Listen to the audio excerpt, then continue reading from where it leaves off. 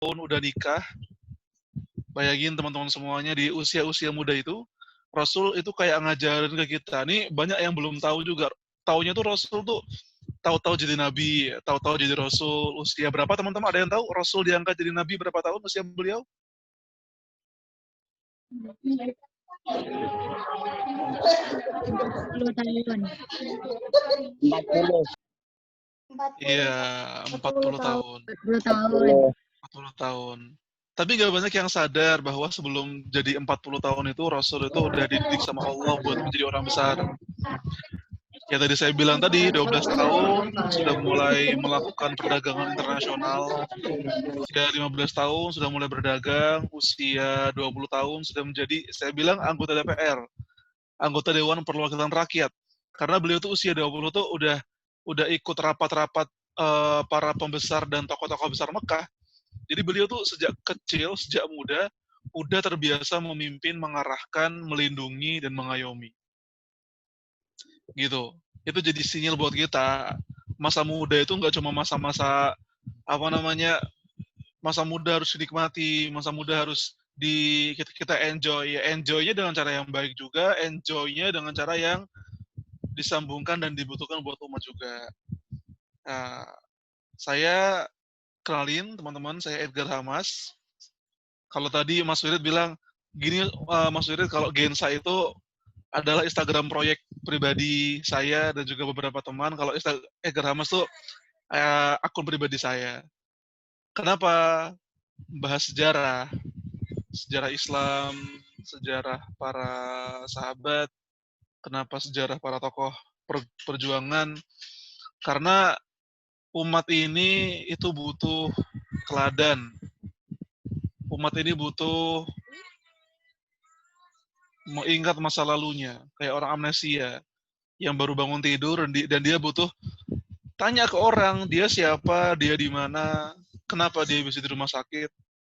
Nah, dengan belajar sejarah itu kita bisa tahu kita ini siapa, kita di mana, kenapa kita di sini. Itu teman-teman semuanya. Kalau kamu ngira sejarah itu sesuatu yang bikin bosan, enggak. Kalau kamu bilang bosan karena kamu belum lihat Gensa aja. Kalau kamu udah lihat Gensa, kamu akan sadar sejarah itu seru.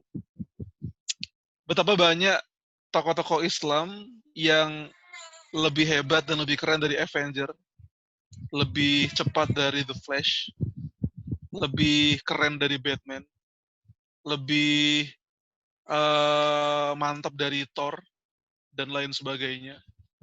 Banyak sahabat-sahabat dan tokoh-tokoh Islam yang gak kalah keren dari tokoh-tokoh ilusi tersebut. Nah, sekarang kita akan membahas tentang tentang pemuda bawa perubahan. Semua yang ada di sini sebagian besar adalah anak-anak muda dan anak muda wannabe. Jadi anak muda dan para ibunda-ibunda dan ayahanda yang masih ingin tetap menjadi muda. Saya sudah siapkan slide-nya, sudah saya titipkan kepada kakak panitia yang menghubungi saya. Mungkin bisa di-share screen, Ustadz. Iya, teman-teman semuanya yang dirahmati Allah Subhanahu wa Ta'ala. Oke, bentar ya, Mas. Oh iya, siap. Saya sambil nunggu aja kok, sambil nunggu sambil ngomong. Gitu. Baru buka WA. Iya. Iya. Baik. Teman-teman semuanya,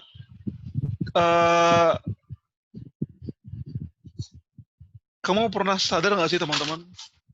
Dalam banyak perubahan itu, anak-anak muda selalu menjadi orang-orang yang berpengaruh dalam perjalanan perubahan itu. Setiap pergerakan, setiap kejayaan, setiap kebangkitan. Kalau kamu ke sejarah kemerdekaan Indonesia, Bung Karno itu, teman-teman, Bung Karno mendirikan Partai Nasional Indonesia itu usia 26 tahun. Imam Syafi'i udah menjadi mufti. Mufti itu adalah orang yang pandai berfatwa di usia, ada yang mau nebak berapa tahun? Usia 15 tahun. 15 tahun. Usia kita paling sebagian dari kita. Ada seorang sahabat yang bernama Usamah bin Zaid.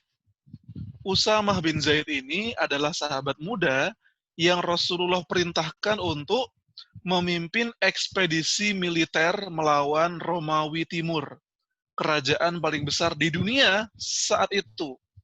Dan usia Usamah saat itu baru 17 tahun. Ada lagi yang namanya Zaid bin Harithah. Zaid bin Harithah adalah seorang sahabat dari kalangan Ansor. Dan beliau mendapatkan kehormatan untuk menjadi sekretaris Rasulullah SAW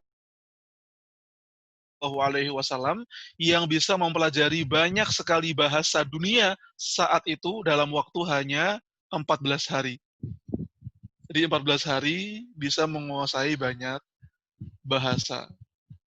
Pertanyaannya adalah kenapa kok dalam sejarah itu banyak anak muda yang keren-keren dan mengapa banyak anak muda yang menjadi pahlawan yang hebat? Jawabannya nanti akan kita bahas sambil menunggu slideshow-nya, teman-teman semuanya. Kalau Kalau pakai share share screen saja screen gimana, Mas? Ini soalnya saya Iya, buka. Ustaz. Ya kan Saya memang share screen ya? saya buka kok error ya? Oh gitu. Iya. Berarti saya yang share screen. Iya. Saya pakai HP soalnya, Mas. Berarti Oh nggak bisa. gitu. Oke, berarti nunggu Mbak Hansa dulu ya. Iya. Baik, teman-teman semuanya. Saya buka PowerPoint saya dulu ya.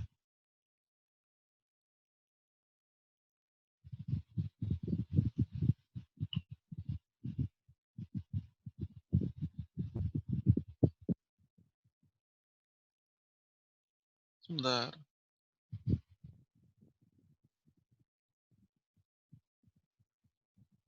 Iya, kenapa selalu anak muda? Karena anak muda itu, teman-teman semuanya, manusia itu kan dibagi menjadi tiga umur ya. Ada anak kecil, anak muda, ada orang tua. Kalau anak kecil itu, teman-teman, dia waktunya banyak, tapi kekuatannya dikit, dan dia punya energi keuangan sedikit.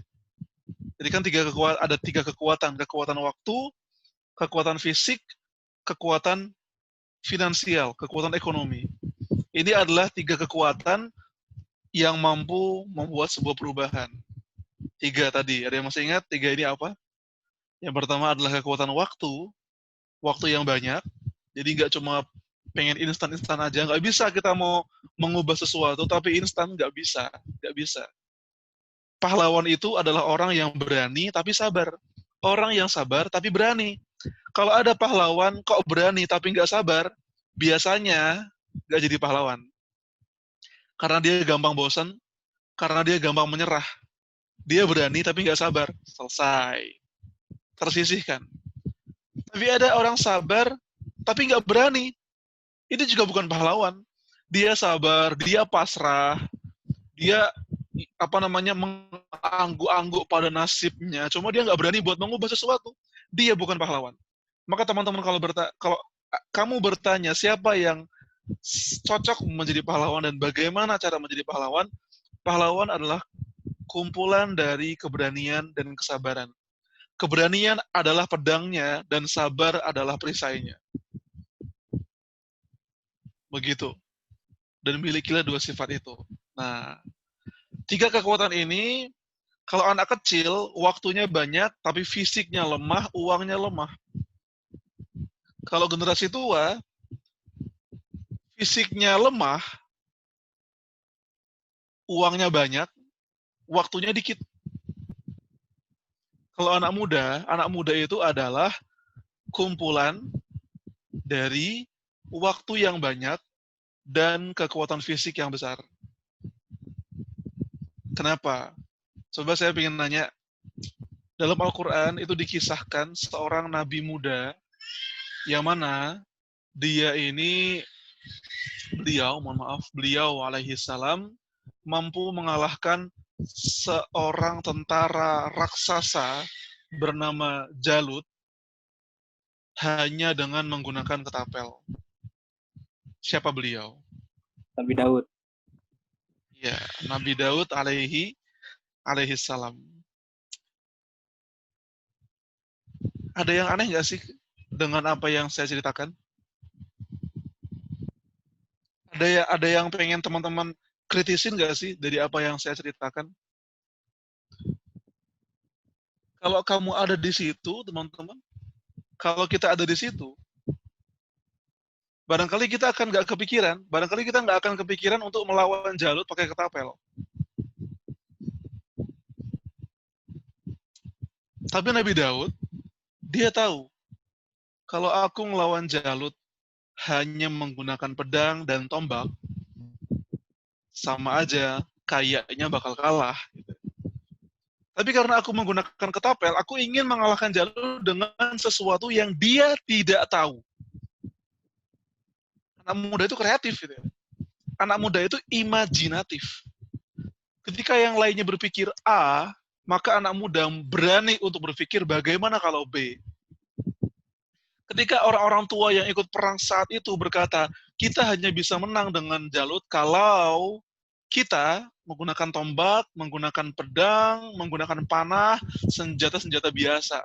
Tapi Daud berani berkata, bagaimana kalau dengan ketapel saja? Karena apa? Barangkali kalau Jalut diserang pakai senjata biasa, dia akan tetap menang. Karena dia tahu cara menghadapinya. Tapi tidak pernah terpikir di kepala Jalut untuk bisa menghadapi ketapel. Ketapel Nabi Daud alaihissalam. Padahal teman-teman Nabi Daud tuh ketika di pasukannya Bani Israel, beliau tuh nggak dihitung. Beliau nggak dianggap komandan pasukan bukan, jenderal bukan. Beliau cuma prajurit biasa gitu loh. Tapi karena dia anak muda, beliau anak muda, jadinya punya sesuatu yang hebat. Nah, Nabi Daud itu adalah kamu. Nabi Daud itu adalah kamu, teman-teman. Muda, berani, pandai memikirkan hal-hal yang baru, mampu menyajikan sesuatu yang tidak pernah terpikirkan oleh generasi sebelumnya, itu kamu. Kita banget, anak muda banget kan. Nah, teman-teman semuanya, untuk kita belajar betapa pentingnya pemuda, kita perlu tahu sebuah kaidah ini. Tidak ada yang baru di bawah kolong langit. Jadi kalau kamu mengira masa depan akan berbeda, kalau kamu mengira masa depan tidak bisa ditebak, saya berani bilang masa depan itu bisa ditebak. Karena apa? Karena nggak ada sesuatu yang baru di bawah kolong langit. Dan ketika dulu anak muda itu merupakan energi besar untuk perubahan, maka masa depan akan membutuhkan juga pemudanya. Dan kamu, insya Allah, kita semuanya bagian dari anak-anak muda tersebut. Nah, memangnya apa buktinya Mas Edgar kalau anak muda itu selalu menjadi energi perubahan dalam banyak sekali peristiwa besar? Ini dia, kalau ada slide-nya lebih mantap lagi nih. Yang pertama, teman-teman semuanya, anak muda, kalau kamu tahu, ada yang tahu nggak? Nabi sebelum Nabi Muhammad, Nabi siapa? Nabi Isa. Nabi Isa alaihi salam. Ada yang tahu jarak antara Nabi Isa sama Rasulullah berapa tahun? 6 abad. Iya, 5 abad secara Masehi dan 6 abad secara Hijriah. 600 tahun.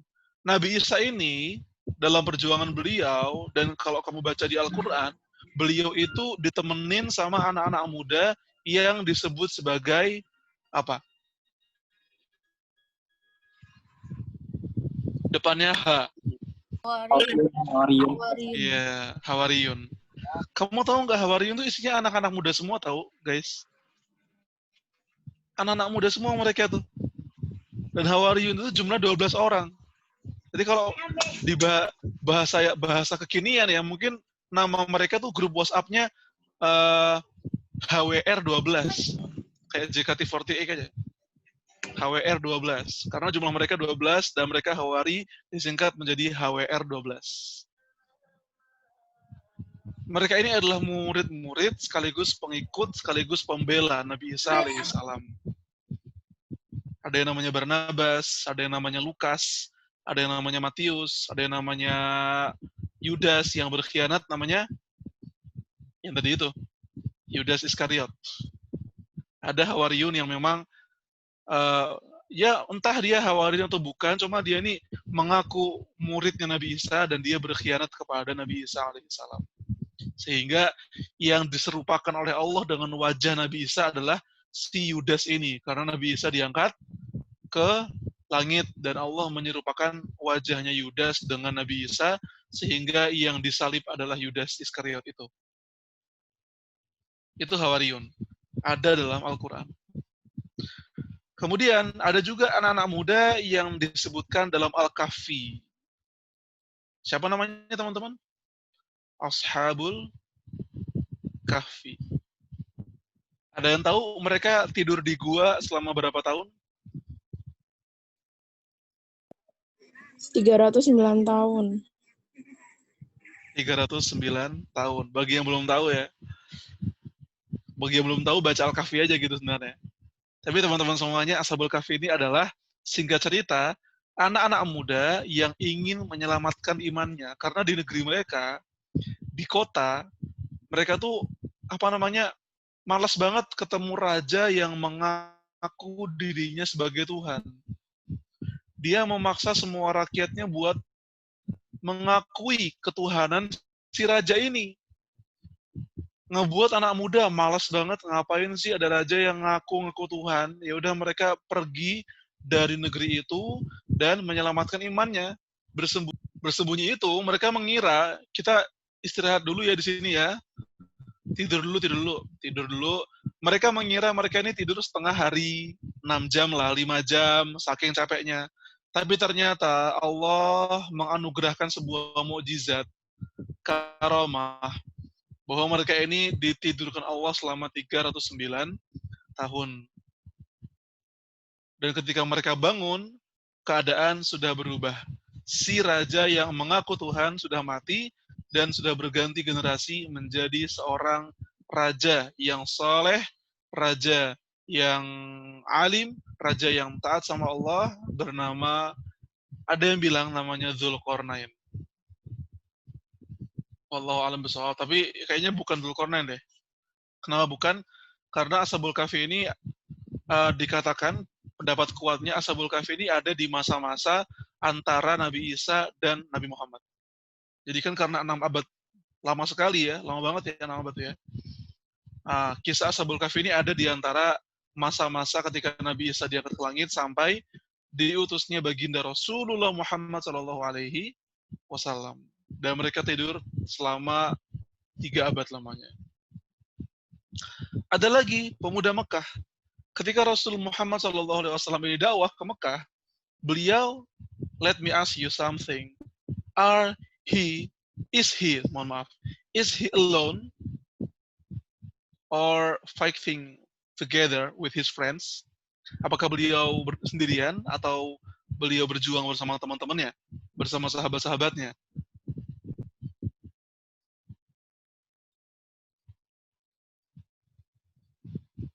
Ya, beliau tidak sendirian. Rasul tuh kayak ngasih tahu kita ya, kalau mau berjuang tuh jangan dewek-dewek. Kalau mau melakukan hal yang baik itu jangan sendiri-sendiri. Kalau orang bilang, aku bisa kok ngelakuin perubahan sendirian, aku bisa kok ngelakuin kebaikan sendirian. Biasanya orang yang ngomong kayak gitu nggak bertahan. Paling ngomong doang, ngomongnya gede, dia ngelakuin sehari, 2 hari, seminggu, lama-lama nggak kuat. Karena nggak ada yang nemenin. Jadi kalau ada orang yang bilang pengen perubahan, pengen ngelakuin sebuah kebaikan, tapi sendirian, susah. Emang harus bareng-bareng. Dan sehebat-hebatnya Rasul Muhammad SAW, beliau juga bareng-bareng. Dan tahu nggak orang yang nemenin Rasul ketika beliau dakwah di Mekah, itu sebagian besar anak-anak muda.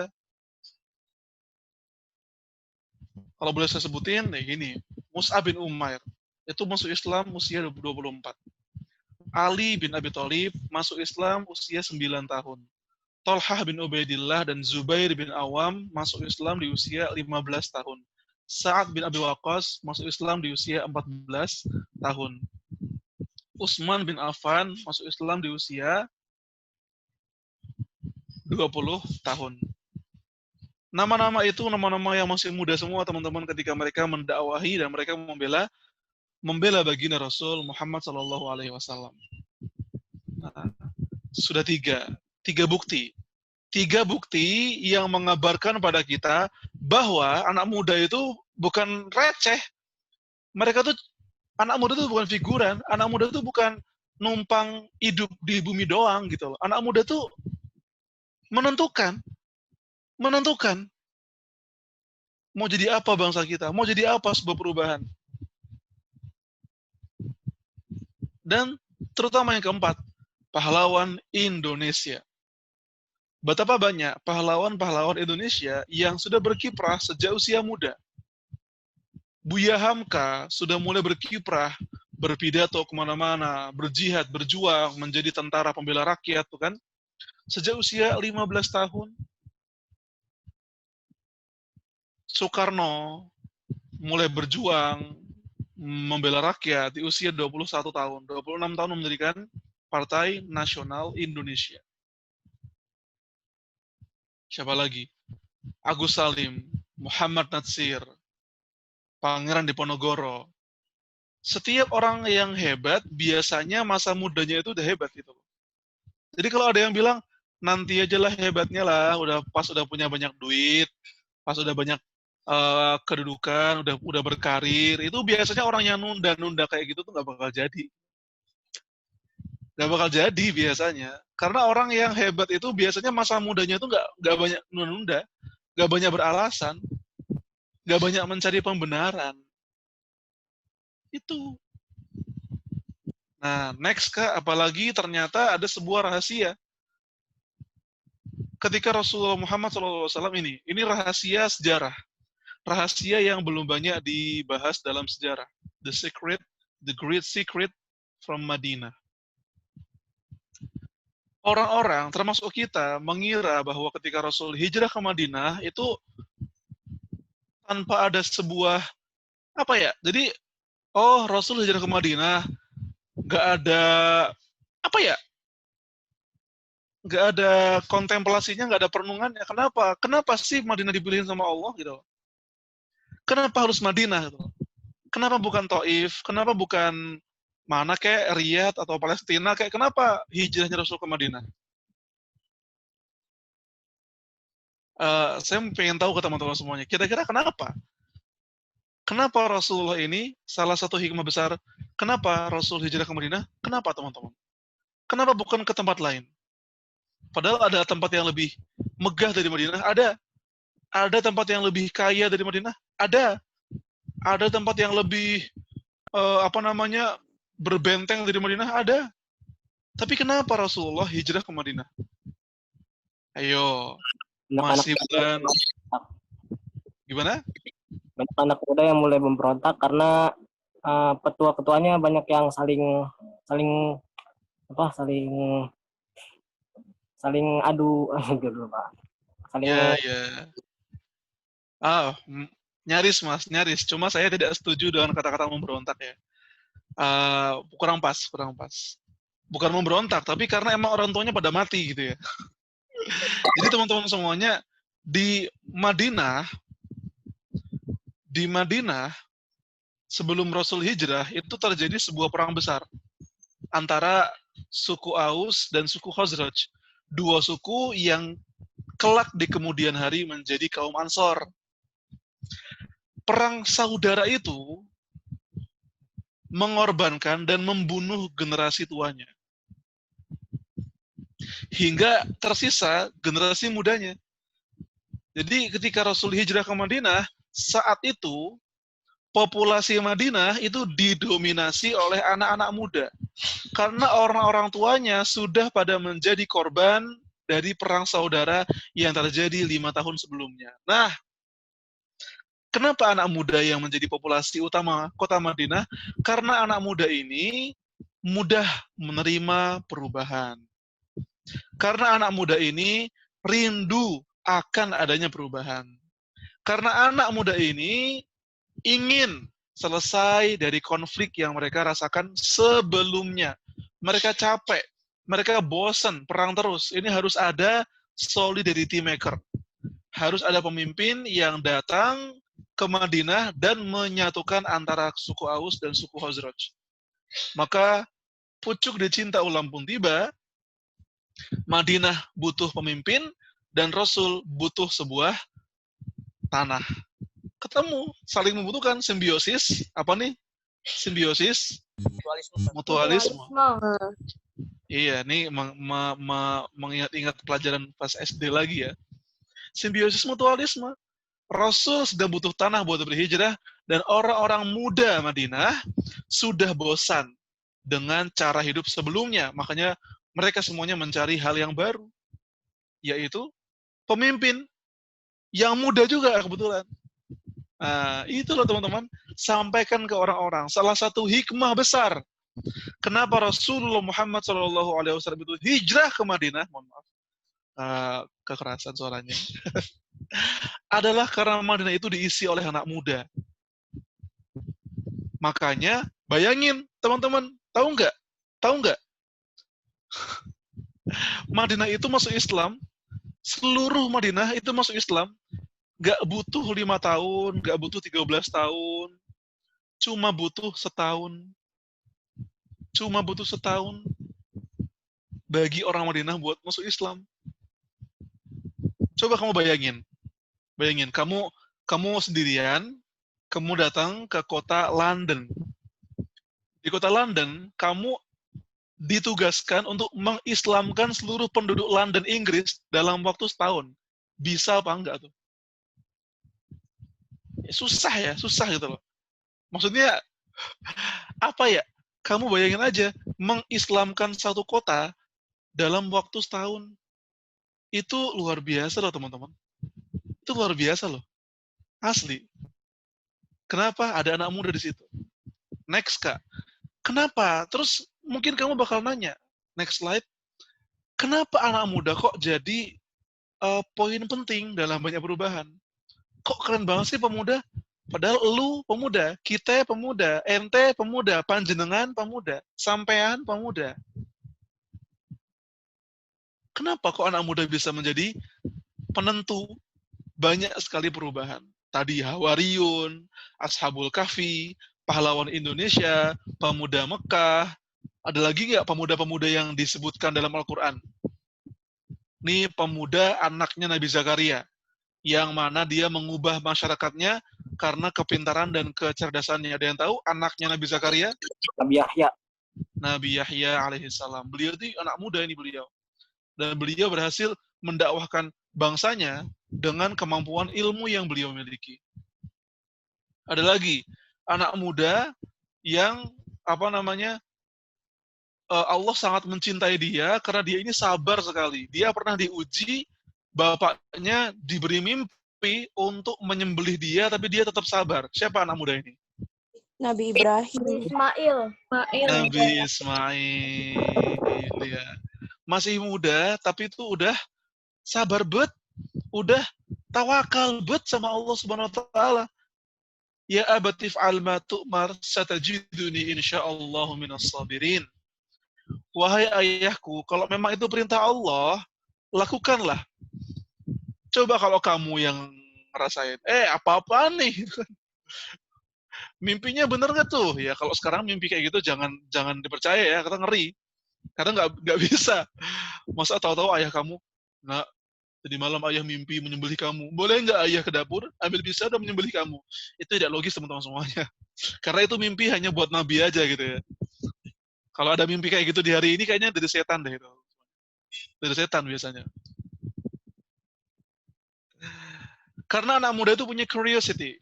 Rasa ingin tahu yang tinggi, rasa ingin mencoba hal-hal yang baru.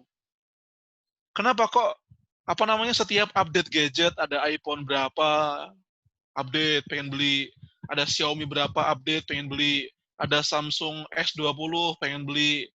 Segala update, segala yang baru, kamu pengen. PS5. Siapa di sini yang baru beli PS5 atau minimal sudah memakai filternya di Instagram?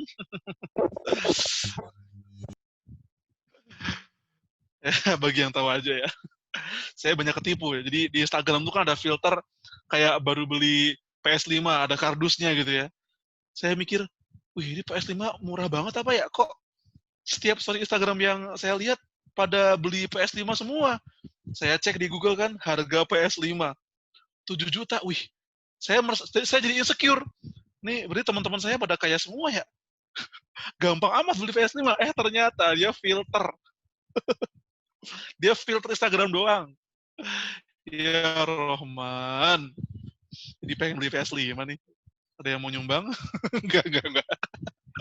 Canda-canda. Saya dari kecil nggak terbiasa dengan PS5.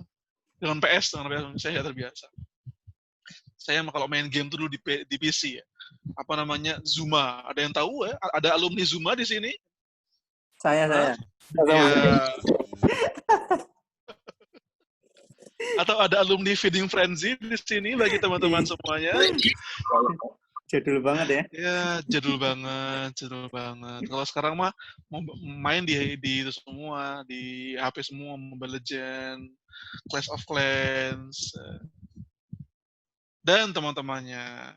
Ya, kayaknya kalau ada anak-anak muda di sini yang mainnya masih Angry Bird, asli emang.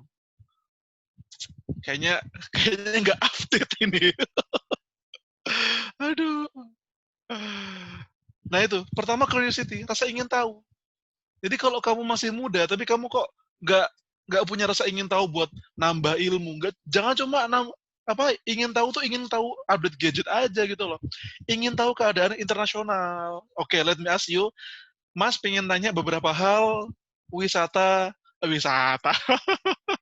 wawasan internasional hari ini. Jauh banget.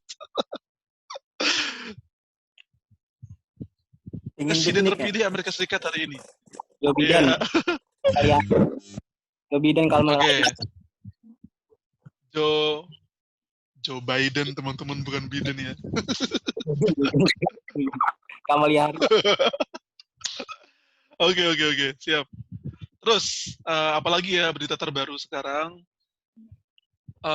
Oke, wawasan umum, ibu kota Austria. Dan tahu, ini anak muda tuh perlu, dia kan pengen keliling dunia, dia harus tahu ibu kota penting. Ibu kota Austria ada yang tahu? No one? Vienna. Terima kasih ke arah Mareta, Kak Brenda, terima kasih. Vienna, Wina. Ibu kota Amerika Serikat, Washington DC atau New York? New York. Semuanya salah. Ibu kotanya Washington DC, teman-teman semuanya. Baru kota ekonominya baru New York, kota industrinya. Kalau kota pemerintahannya namanya Washington DC. Jadi setiap negara maju itu kota industrinya sama kota pemerintahannya beda. Amerika ibu kotanya pemerintahannya Washington, kota industrinya New York. Australia ibu kota pemerintahannya itu di Astagfirullahaladzim, saya kok lupa. Canberra, terus apa namanya?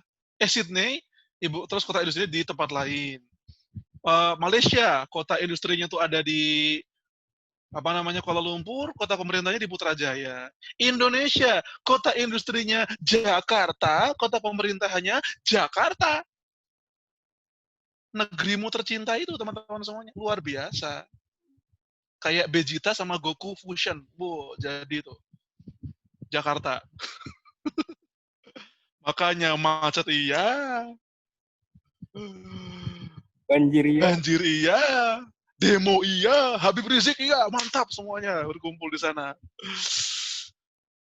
Makanya, ya memang kontroversi teman-teman. Kalau calon ibu kota baru di mana teman-teman? Ada yang tahu nggak?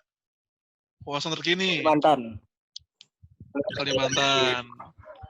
Ya, jawaban yang umum sekali, Kalimantan. Belum tahu, tapi bagus ya. Terima kasih, jawabannya pas, Kalimantan. Nah itu curiosity kita harus nggak cuma update itu doang ya, nggak cuma update gadget atau apa. Kalau film deh film. Film terakhirnya Marvel ada yang tahu? Aduh, masa nggak tahu sih? Masa sih anak muda nggak tahu? Avenger Endgame. Wah. Siapa di sini yang fansnya Marvel teman-teman semuanya? Iya, Curiosity. Oh iya, benar, bukan Endgame, Far From Home. Lebih update Kak Brenda nih. Ya, itu Curiosity, rasa ingin tahu. Yang kedua, power, kekuatan. Kamu bisa diajak rapat, kamu bisa diajak nongkrong semalaman suntuk, apalagi yang cowok-cowok nih. Meskipun ya jangan juga gitu ya. Begadang tuh nggak bagus, menurut saya nggak bagus begadang.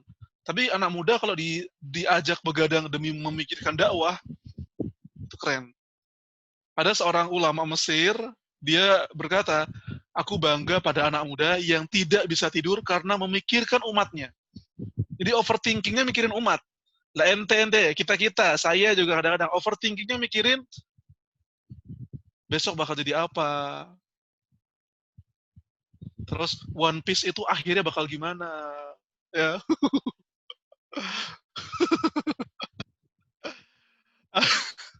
Atau apa namanya, film keluaran terbaru gimana. Dan kawan-kawannya yang nggak penting gitu loh. Besok mau makan apa, mau jadi apa. Ya penting sih, cuma kalau sampai kamu mikirin terlalu berlebihan, nggak bagus juga. Tapi kalau kamu mikirin umat, mikirin Palestina, mikirin keadaan umat kamu, kenapa sih umat Islam tuh banyak tapi berpecah belah? Kenapa sih di Indonesia ini kok apa namanya kita tuh krisis persatuan? Kenapa? Pikirkan itu. Ada yang nanya apa itu One Piece? Itu kartun anime. Kalau teman-teman tahu ada manusia karet namanya Luffy, ya, itu dia. Pernah di RCTI dulu banget, sekarang nggak tahu kapan tuh. Dan dia update setiap hari teman-teman semuanya. Saya nggak pernah lihat sih, cuma tahu aja. Power, kita punya kekuatan besar, kita punya fisik yang kuat, kita punya apa namanya daya untuk tidak tidur siang. Anak-anak muda kayak gitu tuh, kamu nanti pas udah mulai setua saya atau setua Mas Wirid, kamu akan rindu ya, tidur siang tuh penting. Cuma kalau masih SMP SMA, nggak tidur siang tuh nggak masalah. Pas kecil diminta tidur siang sama ibu, susah minta ampun. Tapi teman-teman semuanya, makin kita tua, kamu akan sadar tidur siang tuh enak banget. Sesuatu yang gak dimiliki oleh generasi tua, ayah ibu kamu. Oleh anak-anak kuliahan, mau tidur siang mikirin skripsi, mikirin jurnal, mikirin dia move on sama dia, kenapa dia memikirkan aku, kenapa dia meninggalkan aku. Hal-hal yang gak bener. Power. Jadi kalau ada anak muda, lah kok powernya buat rebahan doang, waduh. Itu kayak masak rendang, daging sapinya 0,5 kilo, garamnya 3 kilo. Kamu tuh punya waktu banyak untuk melakukan hal besar, tapi kamu kebanyakan hiburan, kebanyakan rebahan. Bayangin kamu makan rendang, garamnya 3 kilo. Rebahan itu apa? Iya, ada yang nanya rebahan itu apa? Rebahan itu adalah sebuah uh, kata kerja yang merujuk kepada kegiatan kita berbaring di atas kasur, atau tidak, jika tidak ada kasur, di atas lantai. Kalau tidak ada lantai, maka di atas tanah, atau apapun itu media yang bisa kita buat tidur. Dan ketika rebahan itu kita melihat HP atau tidur atau hanya sekedar menatap tembok dengan tatapan kosong, itu rebahan. Dan rebahan itu seringkali tidak baik karena dia tidak produktif. Yang ketiga, prinsip. Anak muda itu, teman-teman, kalau misalkan yakin sesuatu itu benar, dia perjuangin. Kalau dia tahu ada sesuatu yang salah, dia lawan. Kok ada anak muda yang ketika tahu kebenaran atau sesuatu yang dia yakini benar, dia nggak perjuangin, itu tandanya dia dari tiga ini. Coba lihat, kamu tuh punya apa aja.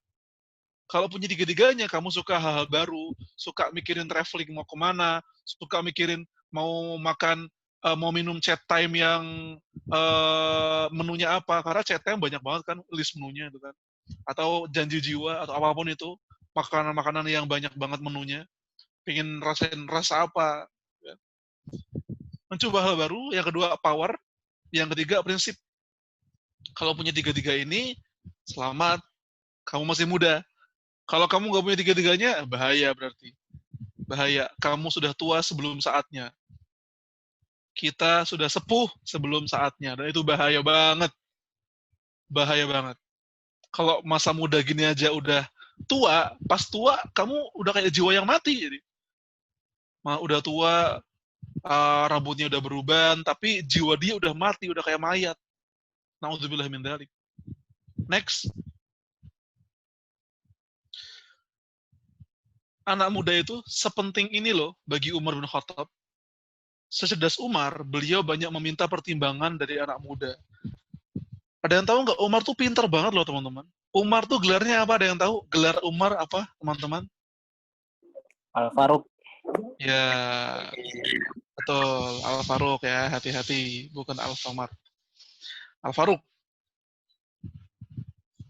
Al-Faruq itu pembeda antara al-haq dan al-batil.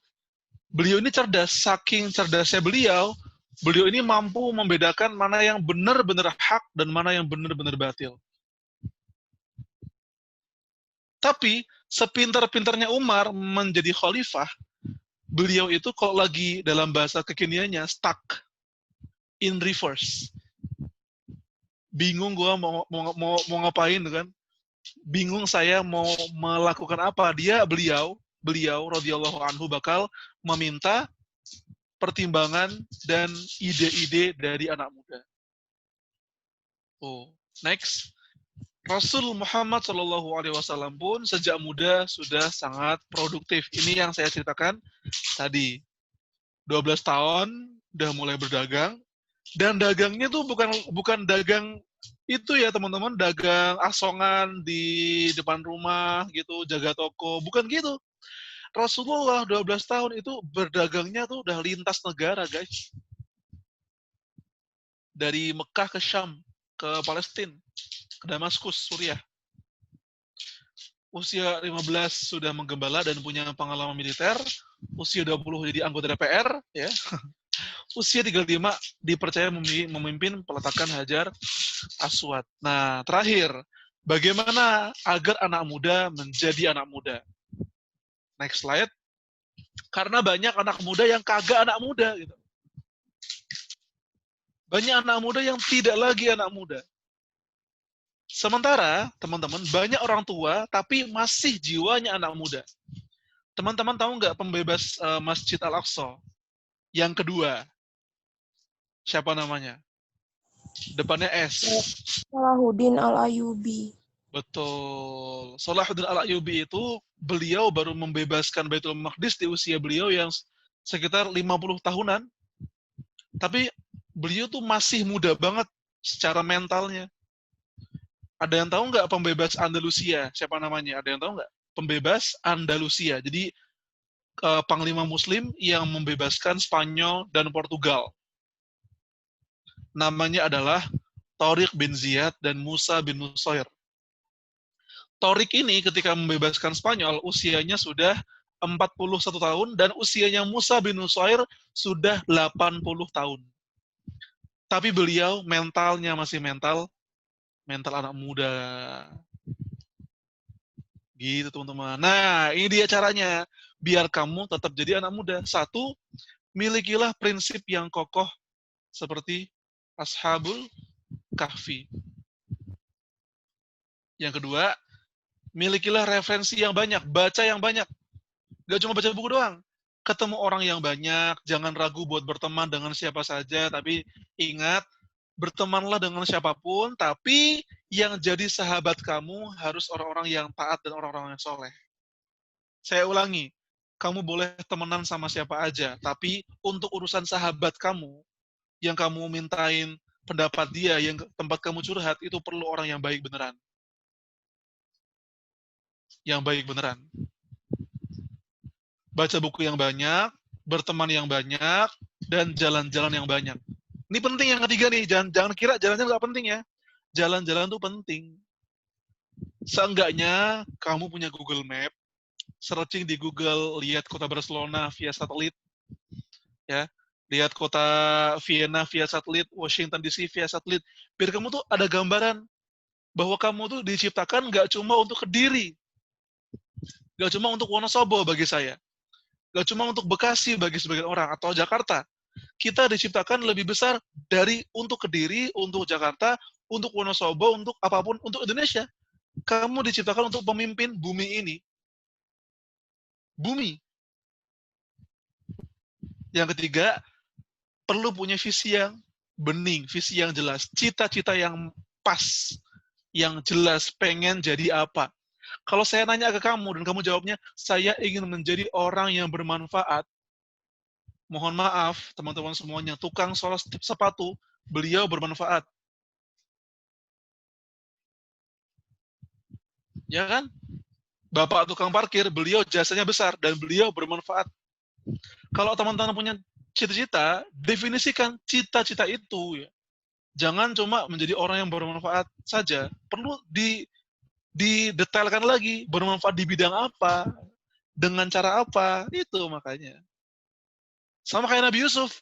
Nabi Yusuf, ketika beliau ditanya pengen jadi apa, Nabi Yusuf jawab dengan jelas, saya pengen jadi khazainul ard, menteri koordinator ekonomi.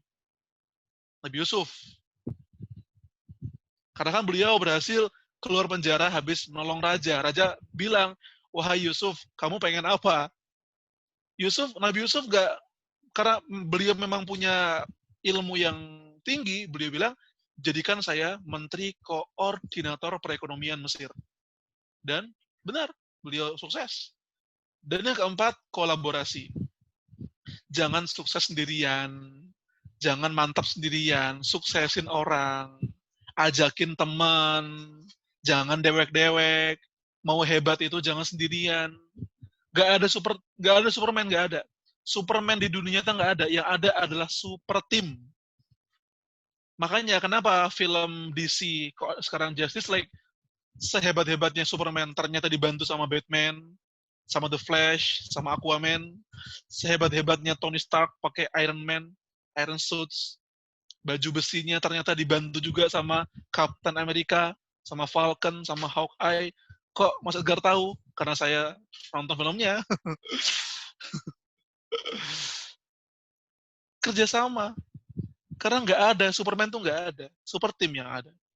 Wallahu a'lam bishawab. Mudah-mudahan teman-teman semuanya bisa terus menjadi pemuda sampai akhir menutup mata. Jangan-jangan ya, jangan menunggu kabar baik tentang bangsa ini.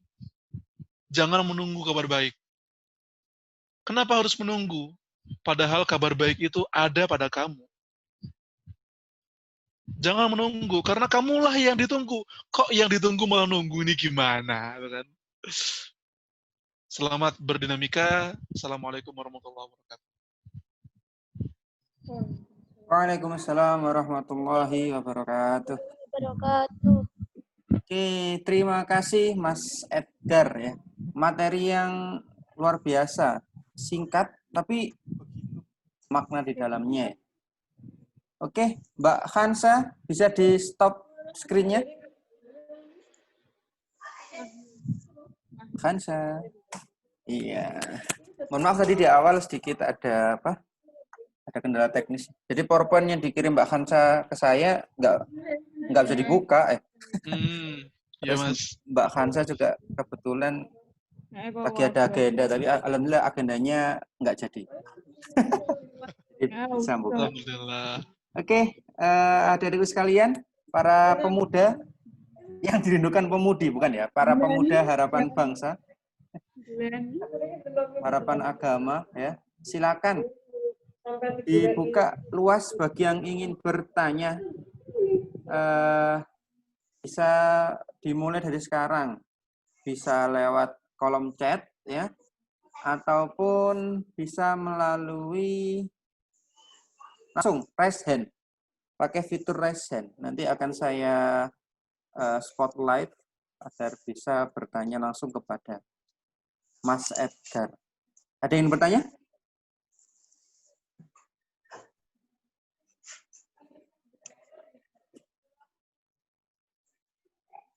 Ada yang ingin bertanya? Oh, alhamdulillah. Ada yang bertanya. 2 orang. Ada lagi? Oke. Coba yang pertama dulu ya, Mas Edgar. Ada dari Mas Rosyid Abdul Khair dari Baitul Quran Depok. Afan Ustadz ingin bertanya, bagaimana ingin mengingat teman yang sudah kelewat nyaman? Mungkin maksudnya bagaimana caranya jika ingin mengingatkan teman yang sudah kelewat nyaman atau mager? Tuh, mungkin bisa dijawab satu persatu. Karena yang tanya cukup banyak ini. Wah, siap. Berarti jawabnya insya Allah nggak terlalu panjang ya, Ya, Mas Wirat ya. Oke. Begini, Mas Rosyid, saya nggak terlalu asing dengan Mas Rosyid karena beliau dalam banyak kajian saya beliau sering ikut ternyata. Masya Allah. Nah, Mas Rosyid, kalau misalkan ada seperti itu, yang pertama tentu diingatkan. Alah, Mas, jawabannya template sekali, jawabannya sangat biasa sekali. Tapi ya itu, mengingatkan emang perlu penting ya. Meskipun itu adalah jawaban paling template, jawaban paling sangat biasa sekali, tapi itu yang terbaik. Yang biasa justru yang terbaik. Kita ingatkan dulu dengan cara yang bijak ya. Jangan buat dia itu malah menjauh dari kamu. Gini, ada fikih inkarul munkar. Ada cara memperbaiki kemungkaran tuh ada. Tapi ada orang yang mengingatkan temannya, tapi karena caranya nggak baik, maka kemungkaran yang dibuat temannya lebih besar. Itu bahaya. Makanya ingetin teman kamu juga perlu seni. Selain mengingatkan, ini penting juga lisanul hal aqwa min lisanil maqal. Keteladanan perlu kamu sampaikan kepada teman kamu. Keteladanan.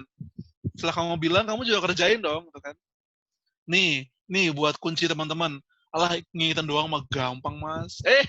Gampang dari mana, Bambang, gitu kan? Gampang dari mana? Ingat itu susah. Susah. Tapi kalau saya ingetin tuh, teman saya tuh nggak pada aware dan nggak pada sadar. Ya bodo amat teman-teman. Gini, kamu ingetin teman kamu sekarang, barangkali respon mereka nggak langsung. Tapi ketahuilah, apa yang kamu ingatkan ke mereka itu masuk ke alam bawah sadar mereka. Kamu nyampein di tahun 2020, mungkin mereka baru ngeh tahun 2030. Oh, dulu Rashid pernah ngomong kayak gini sama gue. Baru nyadar, bebel banget gue dulu pas diingetin sama dia. Bebel banget saya dulu pas diingetin sama Rashid.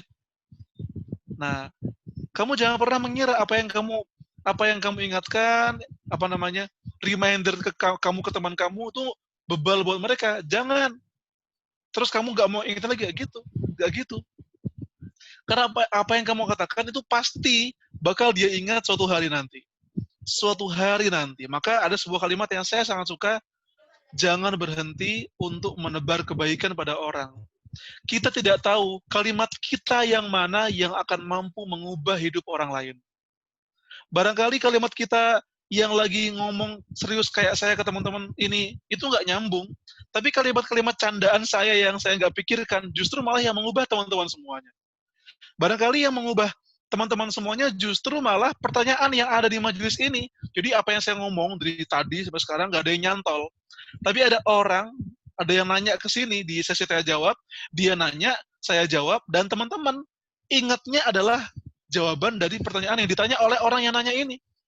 Yang saya sebutkan dari awal sampai akhir, gak ada yang ingat. Gak ada yang tahu. Maka jangan pernah berhenti menebar, mengatakan, mengingatkan kebaikan. Karena kita nggak tahu kalimat kita yang mana yang akan mengubah hidup orang. Wallahu a'lam bishawab. Oke. Alhamdulillah. Singkat tapi ternyata luar biasa juga. Alhamdulillah ini ada yang mau bertanya langsung ya, Mas Mas ya. Mas Edgar. Ada dari Kak Cutfalah. Panggilannya siapa ya? Falah. Waalaikumsalam. Dipanggilnya biasanya Cutfalah atau Falah terserah. Dari mana ya? Dari tadi, bukan? Universitas Muhammadiyah Jakarta. Dari mana? Oh, Universitas Muhammadiyah Jakarta. Masya Allah, udah kuliah. Siap. Iya, masih Silakan kuliah. Kak mantap. Cut Falah, bisa langsung bertanya ke Assalamualaikum, Mas Mas Bambas. Edgar dan teman-teman semua. Saya mau tanya, Afwan izin kalau berisik, saya minta maaf.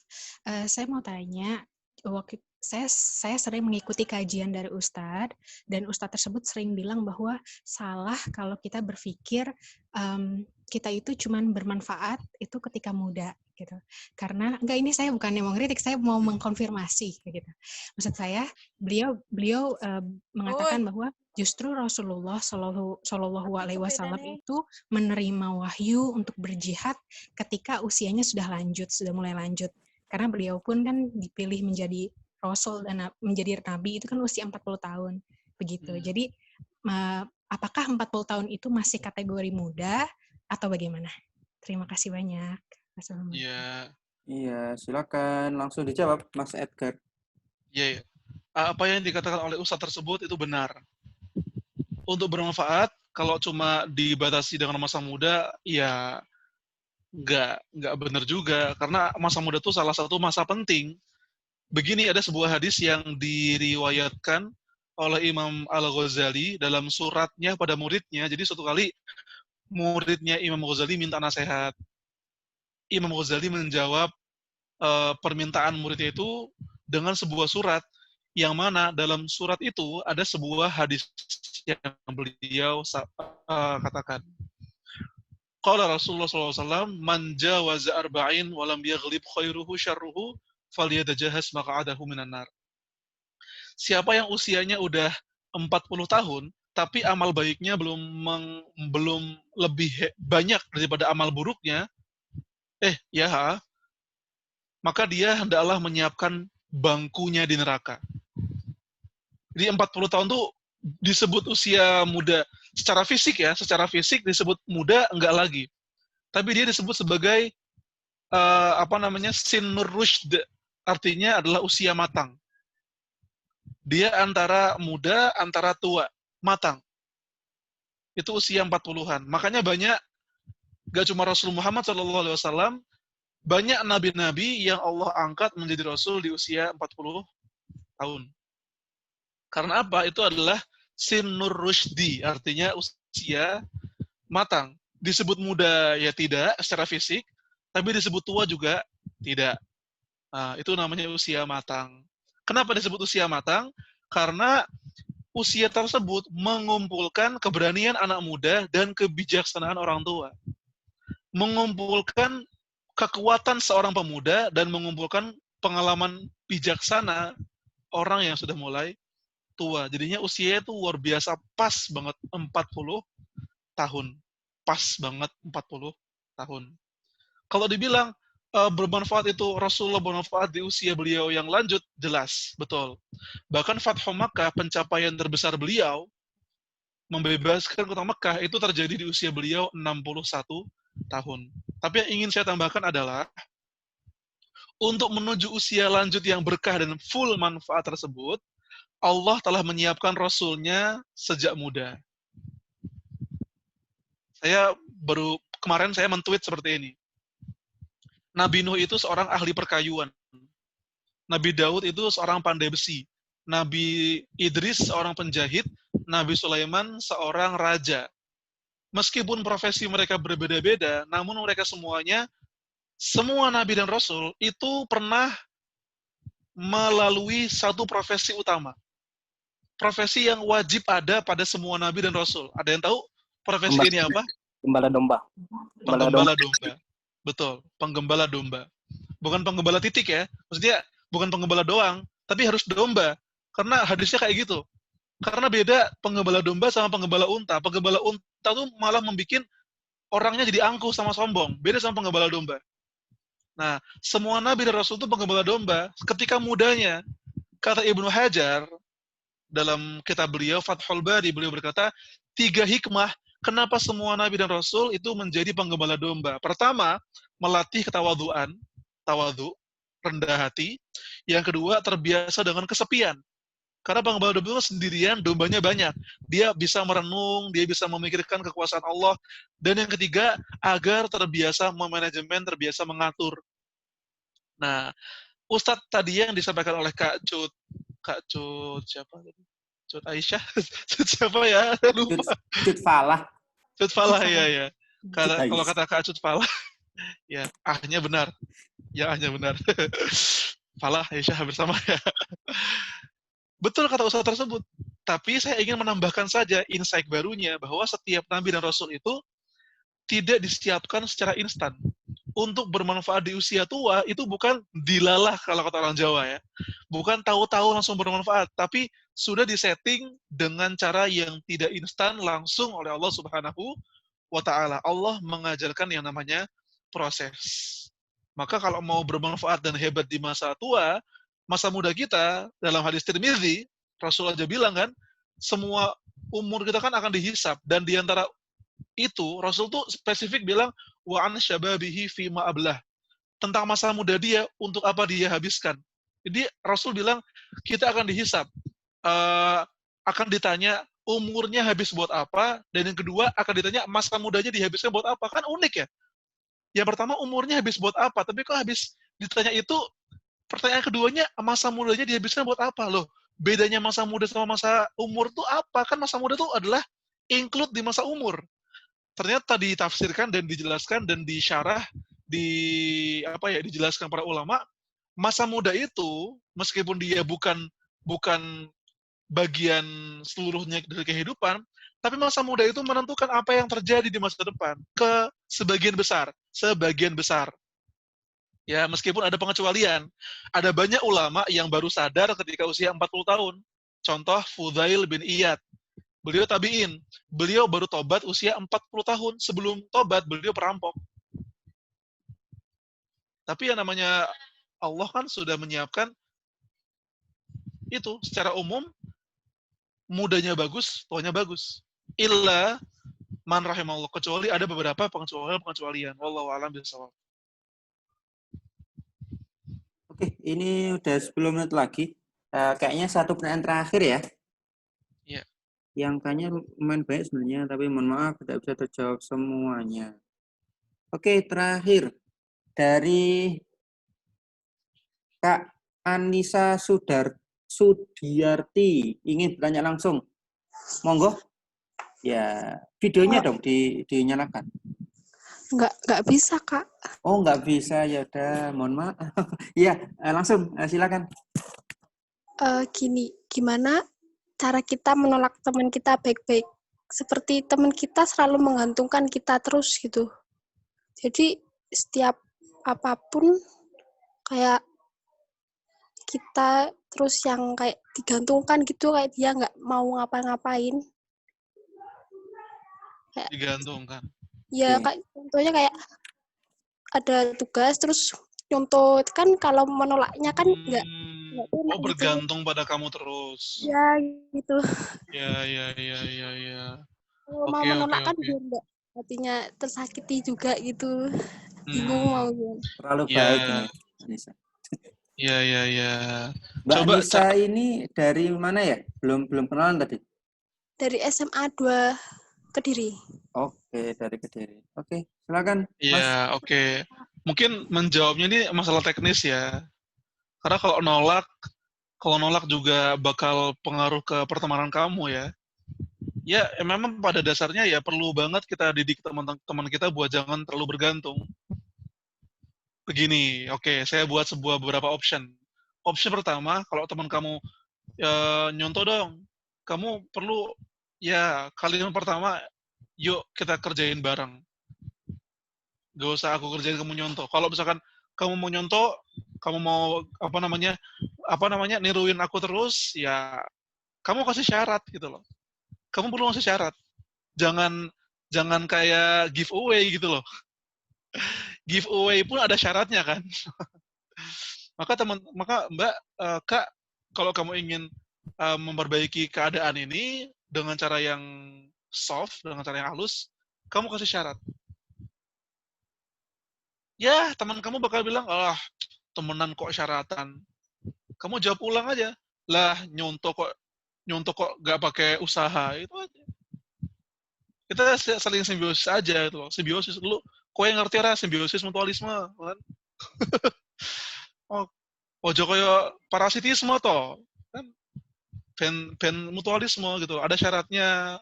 Misalkan eh ini yang terakhir atau cuma sekarang aja. Terus apa namanya? Sepakati perjanjian itu, sepakati persyaratan itu. Kedepannya kalau dia mau nyontoh lagi, ingatkan atas kesepakatan dia. Kalau memang dia kemudian jadi kesal sama kamu karena kesepakatan dia yang dia langgar sendiri, itu dalam keadaan kamu benar. Udah nggak usah sedih, kamu nggak usah merasa kamu salah, nggak. Dia yang salah berarti. Meskipun pada awalnya dia udah salah duluan, tapi dengan membuat syarat seperti ini, ketika dia mengkhianati persyaratan yang dia angguki dan amini sendiri, berarti kamu punya punya apa ya? Punya dua lapis benteng yang buat kamu tuh sadar, kamu tuh ada di pihak yang hak untuk membuat dia jera juga. Yang kedua, apa namanya? Agar dia nggak selalunya bergantung pada kamu, coba sesekali kamu apa namanya? Kasih efek kejut. Efek kejutnya apa? Ketika dia merasa udah di atas angin, pengen nyontok kamu, pengen bergantung sama kamu memutuskan buat bilang gak. Dan kamu jawab gaknya itu pakai bercanda, jangan tegas-tegas amat gitu loh. Ora, gak mau. Nah, gelem aku. Bercanda sambil senyum, sambil ketawa. Tapi pas dia nyontoh beneran, gak mau, gak mau. Kamu gak kasih. Dengan cara yang itu, dengan cara yang bercanda. Kalau kamu apa namanya bilang enggaknya dengan apa namanya emosi yang marah atau apa, dia mungkin barangkali akan langsung ilfeel. Tapi kalau kamu apa namanya ngasih tahu enggaknya dengan cara yang friendly juga, lain kali nanti aja mapel selanjutnya, yang sekarang kagak dulu. Tapi itu apa namanya eh terus berlanjut itu loh. Jangan cuma enggak di itu doang, tapi beberapa kali kamu bilang enggak biar dia tuh ngerasa bahwa dia tuh udah bergantung lama dan saatnya dia udah perlu belajar sendiri. Biar dia mikir juga gitu loh. Nanti kalau mau kuliah, kalau misalkan dia mau jadi orang hebat, masa niruin kita terus kan? Gitu. Dia perlu mikir juga gitu. Wallahu a'lam bishawab sih. Oke, tambah satu boleh nggak ya? Ya, boleh. Nggak apa ya. Ini Makasih. Iya. Adelia itu kelas berapa ya? Atau ada mahasiswa? Ini yang tanya Adelia. Bisa dijawab nggak? Adelia kelas berapa ya? Kak Adelia. Tium, Kelas kelas 11. 11. Oke, berarti saya ambilkan dua pertanyaan, saya jadikan satu. Karena dari SMP belum ada yang tanya, saya ambilkan satu ini. Ada yang dari SMP, dan saya gabungkan pertanyaannya Kak Adelia yang menurut saya bagus. Ya. Ustadz, izin bertanya. Akhir-akhir ini saya mulai sadar kalau misalnya saya harus bangkit dan membawa perubahan bagi agama dan bangsa. Wes. Tapi saya bingung. Langkah pertama apa yang harus saya lakukan, Ustadz? Itu dari Mbak Adeli. Terus satu dari adik kita yang SMP ya, Masya Allah. Ada Dek Marsha dari SMP IT Binensani. Bisa digabungkan ya? Setelah tadi udah ada langkah pertamanya. Terus dia juga tanya ini, gimana agar langkah itu menjadi langkah yang bermanfaat.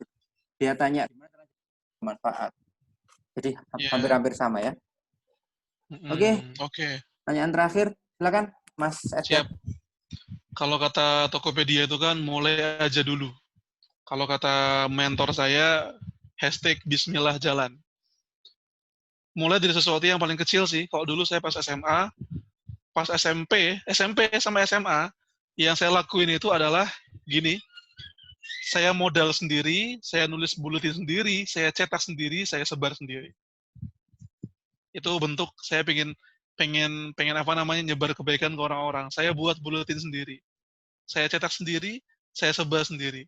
Iya, teman saya melihat sendiri teman saya mengambil buletin yang saya cetak, kemudian dibuat pesawat-pesawatan, dibuat kapal-kapal kertas, dimainkan, dikeroak, di apa namanya dihancurkan, kemudian dilempar ke temannya. Saya lihat itu. Saya lihat tulisan-tulisan saya dipermainkan dan dicemooh oleh teman-teman saya. Tapi itu nggak masalah, bodo amat. Kita ini berjuang buat Allah atau buat manusia gitu kan. Mau respon orang gimana tuh ya bodo amat itu loh. Ada yang lebih berat lagi, Rasul Shallallahu Alaihi Wasallam. Beliau tuh musim haji, kan ada banyak kafilah, ada ratusan rombongan. Dakwah ke ratusan rombongan, gak ada yang itu nyantol ke dakwahnya Rasul. Pernah beliau kayak gitu. Lah kita jangan, pokoknya gini ya, lakukan apapun, entah itu kamu bikin semacam buletin, atau kamu ngajak teman kamu buat ikut kajian bareng, atau kamu bikin sebuah karya atau bikin sebuah produk atau apapun sesuatu yang bisa langsung dinikmati oleh orang. Karena kalau kamu bikin sesuatu yang bisa langsung dinikmati oleh orang, orang tuh bakal kerasa efeknya dan kamu bakal ngerasa puas sendiri. Contoh buat stiker kata-kata nasihat kamu print di di percetakan, gak usah banyak-banyak, kamu sebar ke teman-teman kamu. Mereka bakal ngerasa manfaatnya dan kamu merasa puas. Aku bisa melakukan sesuatu yang nyata gitu loh. Atau kalau saya dulu pas SMA, saya pernah ngeprint kalimat-kalimat para pahlawan, kemudian habis saya print, saya laminating, saya tempel di setiap pintu-pintu SMA saya, tentunya seizin guru. Ya, jangan nempel dewek ya. Izin guru boleh nggak ini tempel? Silakan boleh tempel. Yang ringan-ringan seperti itu, ngajak temen buat kita beli itu yuk nasi kucing 10 iuran. Habis pulang sekolah, kita ketemu tukang beca, kita kasih satu-satu. Sesuatu yang ringan, sesuatu yang nasi kucing berapa sih? Nasi kuning berapa sih? Nasi apa sih? Nasi bungkusan berapa sih? Murah. Tapi kamu merasa puas. Dan kalau udah ngerasa puas ngelakuin sebuah kebaikan, kamu bakal pengen coba lagi. Itu jawaban untuk langsung real ya. Saya kasih contoh realnya kepada yang bertanya tadi, Kakak Adelia sama adik satunya lagi. Ya, gimana cara pertamanya itu? Mulai dengan sesuatu yang kecil, yang real, yang bisa dirasakan oleh orang-orang, tapi modalnya nggak usah besar-besar dan bermanfaat buat orang juga kan. Makanan, bacaan, quote. Saya pernah yang paling murah saya lakukan, saya bikin pembatas buku. Tuh. Gampang buat pembatas buku tuh apa ya? Tinggal beli Asturo atau apa, atau kamu ngeprint, kemudian kamu share aja, kamu kasih ke teman-teman kamu ke kertas pembatas buku supaya mungkin bermanfaat, dan itu sangat bermanfaat gitu loh. Itu bisa jadi pembatas Quran, bisa jadi pembatas novel, dan pahalanya ngalir ke kamu selama dia menggunakan itu. Itu wallahu a'lam bishawab. Oke, terima kasih Mas Edgar Hamas. Saya bingung loh manggilnya siapa. Oke, dengan demikian berarti semua pertanyaan, mohon maaf ya tidak bisa saya sampaikan semua karena waktunya jika terlalu lama nanti takutnya bosan juga. Makanya tadi saya pilih dan alhamdulillah itu ya mewakili semua jenjang.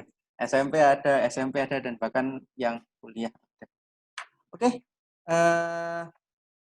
saya tanya jawab sudah. Mungkin closing statement lah biar lebih seru dari Mas Edgar. Setelah itu kita foto bareng.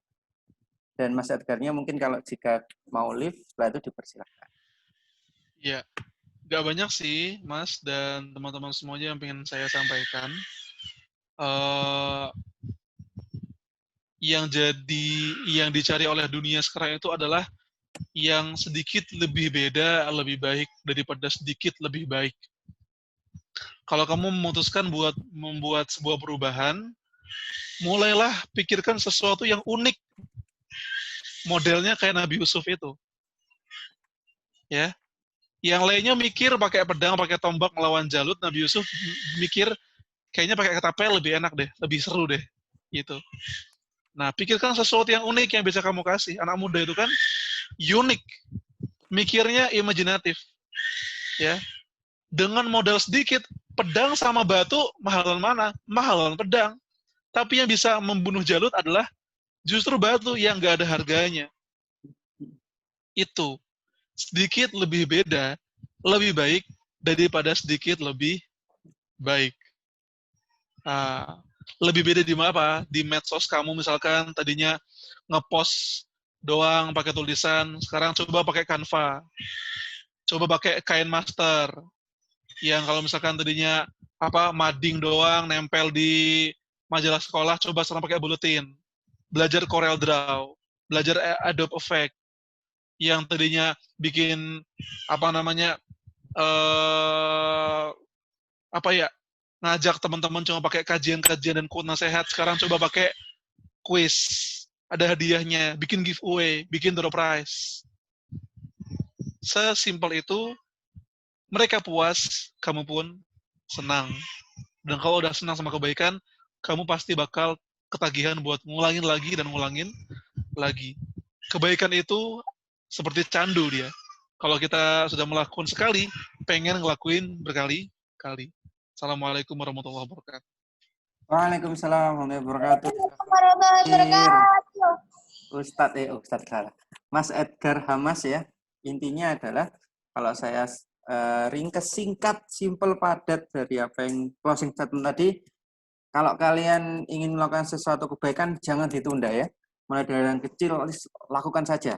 Jika kalian itu menunda-nunda, pasti itu akan sekedar jadi wacana atau rencana yang pasti kalian akan lupa. Oke, terima kasih ya Mas Edgar, pertama kali ngisi di Iqra. Kami juga mohon maaf jika ada kekurangan, ya pastinya ada ya. Mohon maaf atas segala kekurangan, semoga next kita bisa mengundang kembali. Oke, anakku sekalian. Peserta kajian semuanya, minta tolong dinyalakan videonya. Yuk kita foto dulu. Setelah foto nanti kita ada kuisis online untuk merebutkan 2 buku gratis hadiah dari kita. Saya izin live, boleh Ustaz ya? Foto dulu deh ya. Oh, foto dulu ya, udah Iya, siap. Oke, slide pertama. Siap-siap, gayanya terserah ya, yang penting sopan. Oke, 1, 2, 3. Tahan, slide kedua. 1, 2, 3. Oke, slide ketiga. 1, 2, 3. Slide keempat. 1, 2, 3. Oke, terima kasih Mas Edgar. Sudah selesai fotonya. Oh iya, Lagi, baik. ingin live? Oke, nun sewu Mas. Oke, terima kasih. Ada teman-teman. Terima kasih semuanya. Terima kasih, ya. Jangan ragu buat DM misalkan mau nanya-nanya ke Geramas atau ke Gen Saladin ya. Assalamualaikum. Waalaikumsalam warahmatullahi wabarakatuh. Waalaikumsalam. Oke, acaranya belum selesai ya. Jadi tolong jangan live dulu. Saatnya kita kuis setelah ini. Lagi disiapkan oleh Mbak Khansa selaku pemandu kuisnya. Jadi benar-benar ya nanti bagi yang pemenangnya langsung dikirim bukunya. 1 pemenang 1. Nanti ada 2 pemenang. Kalian nggak perlu bayar apa-apa, wis free ya. Free ongkir. Sejauh apapun kalian ya. Tadi semua ada yang dari Sorong yang dapat, ya kita kirim ke Sorong ya. Kayak gitu. Kalian dari Kediri ya ke Kediri. Pokoknya silakan nunggu di rumah saja, nanti akan datang bukunya insya Allah.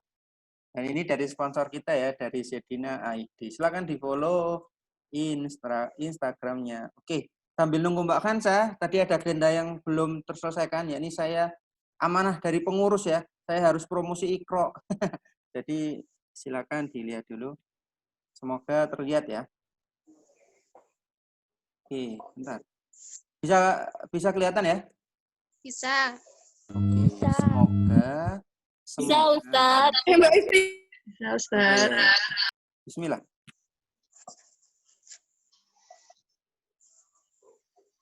Di sini kita Bisa dengar suaranya ya? Bisa, Pak. Oke, alhamdulillah. macet, Pak.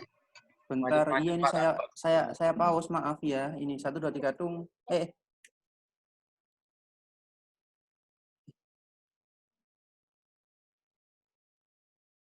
Di sini kita bisa ngerasakan ukhuwah yang beda kayak yang lainnya.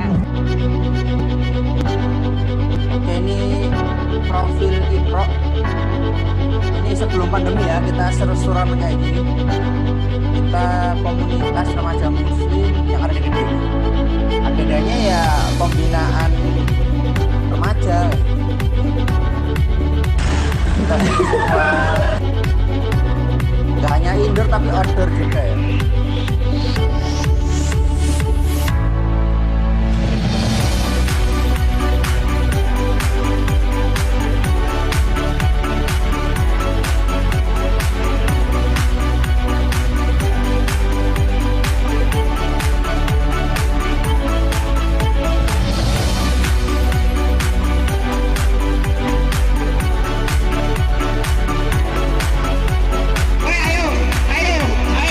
Ini kita kerjasama dengan Najimita. Mas, dibatang mas, dibatang. Sekian dari saya. Karena action.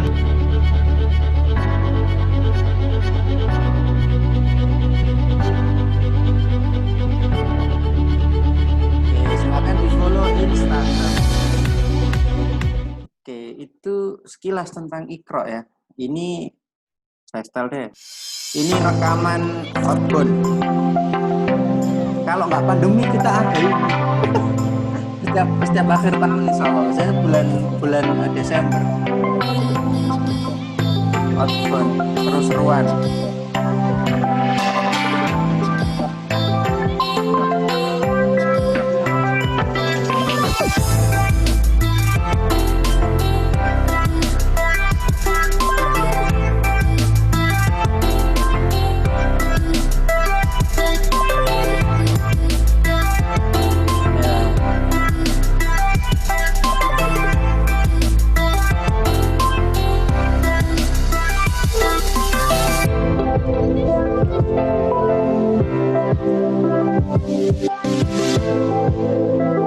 Ya, siapa yang rindu seru-seruan kayak gini?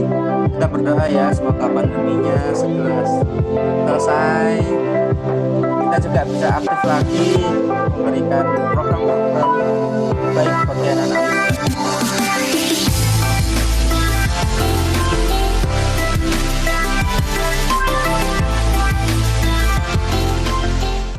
Oke, itu sekilas profil Ikro. Tapi bukan itu aja. Saya mau menawarkan sebuah program terbaru dari Ikro. Ya. Pas ini sebelum kuis ya, kuisnya masih disiapkan. Santai-santai. Ya, jadi saat pandemi gini pasti kalian bingung ya. Mau ngapain gitu ya. Sekolah online. Tapi ternyata tugasnya banyak. Ya enggak? Yang aku lihat juga.